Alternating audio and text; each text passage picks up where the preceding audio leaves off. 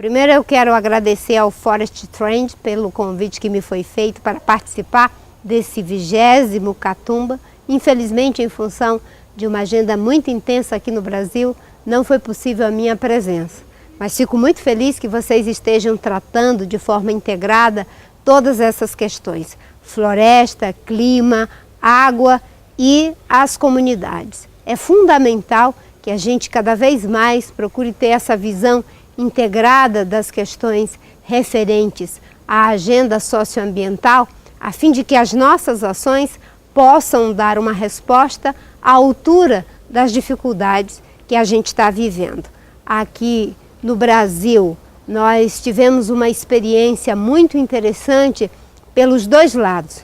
Em primeiro lugar, quando fomos capazes de, com uma agenda integrada, tratar o problema grave do desmatamento em 2004, que nos levou a uma redução do desmatamento em mais de 80% nos últimos 10 anos. Foi graças a tratarmos as questões de uma forma transversal, envolvendo diferentes setores do governo, a comunidade científica, as ONGs, as populações locais, que conseguimos esse importante resultado que nos levou inclusive a reduzir cerca de 4 bilhões de toneladas de CO2, fazendo com que o Brasil fosse o primeiro país em desenvolvimento a assumir metas de redução de CO2. E a outra experiência, essa não tão positiva, foi a que aconteceu recentemente. A falta de visão integrada, a falta de compromisso com uma agenda estratégica fez com que o Congresso mudasse a lei de proteção das florestas.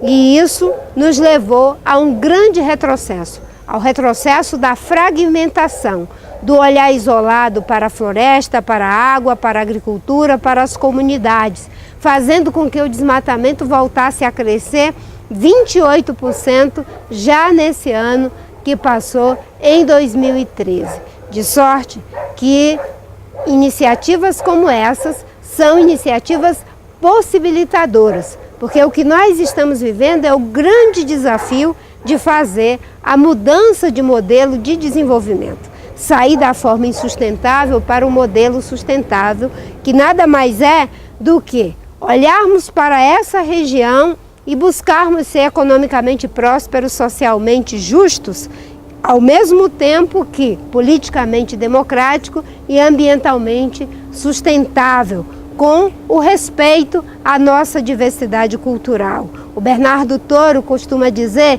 que essa é uma região que tem todas as condições de fazer a diferença nesse momento de grave crise ambiental global.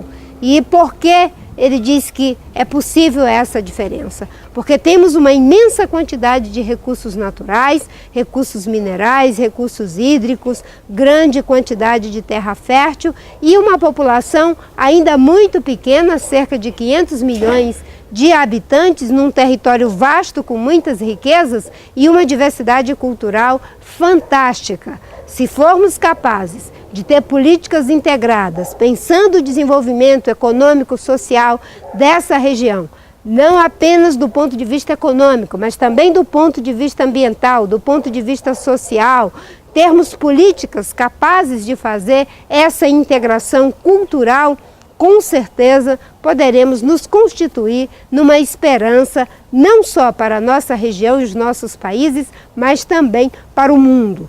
Eu tenho, nesses últimos anos, dito que nós estamos vivendo uma grave crise, que eu chamo de uma crise civilizatória.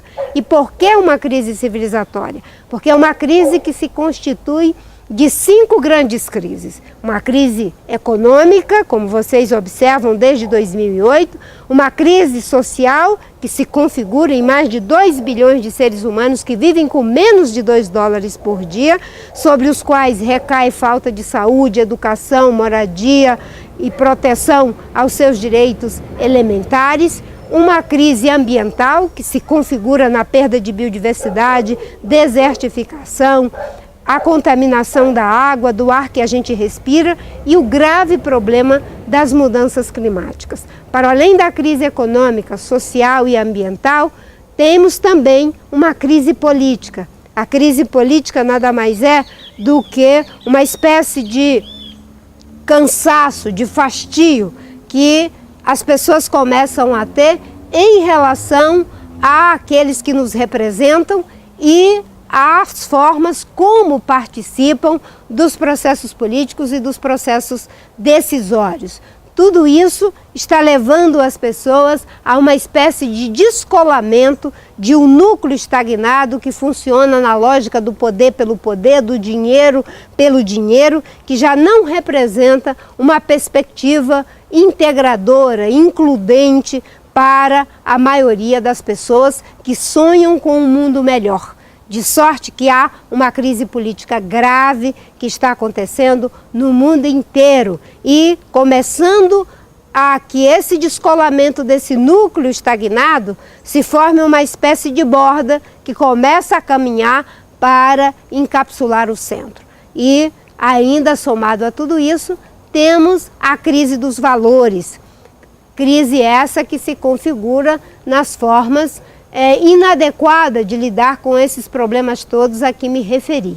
É a crise dos valores que faz com que se separe economia de ecologia, é a crise dos valores que faz com que se separe ética de política, é a crise dos valores que está nos levando a destruir os recursos de milhares de anos pelo lucro de apenas algumas décadas. Nesse contexto, dessas 5 grandes crises econômica, social, ambiental, política e de valores, nós precisamos, sem sombra de dúvidas, fazer uma inflexão. A inflexão na mudança do modelo de desenvolvimento, na quebra de paradigmas, na busca da sustentabilidade em todas as suas dimensões. Na sua dimensão econômica, social, ambiental, ética e até mesmo estética e também política.